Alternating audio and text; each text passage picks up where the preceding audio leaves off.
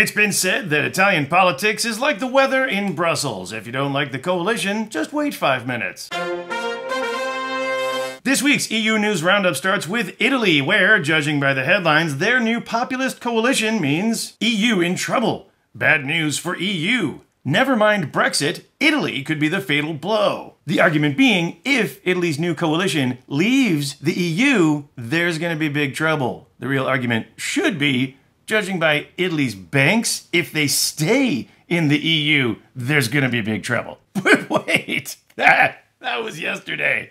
Now, Italian populist coalition failure. Failed coalition negotiations. Talks collapse. Forming a coalition in Italy is kind of like buying a washing machine from Zanussi. You get the feeling it was never meant to last a whole 4 years. At some point, all it's really doing is the spin cycle, which it continues doing until it blows up. Of course, it was never going to be easy for the coalition led by the Five Star Party, founded by comedian Beppe Grillo. And as a comedian, I have to wonder, did their problems originate when the comedian started doing politics? Because ever since then, the politicians have been trying comedy.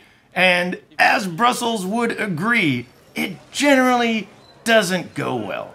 But now, with the threat of new elections on the horizon, Italians can get back to what they do best, the yelling! And yet, there's hope. New York Times reports this week about The Card Players, a painting which was blown to pieces in 1993 when a mafia bomb went off in central Florence. Bomb going off in central Florence is obviously very serious, and not what Mr. Florence said when getting off of Mrs. Florence. First of all, some perspective. As chaotic and corrupt as Italy might seem right now, it ain't as bad as that. But now, thanks to the heroic efforts of one woman, Daniela Lippi, and a crowdfunding campaign of cooperation, they are painstakingly piecing the painting back together, inspiring Italian politicians to say, see, we can piece together the coalition just like the card players. The EU is like, you're bluffing. Now, the Italian populists, they do have some reasonable enough demands. Trying universal basic income,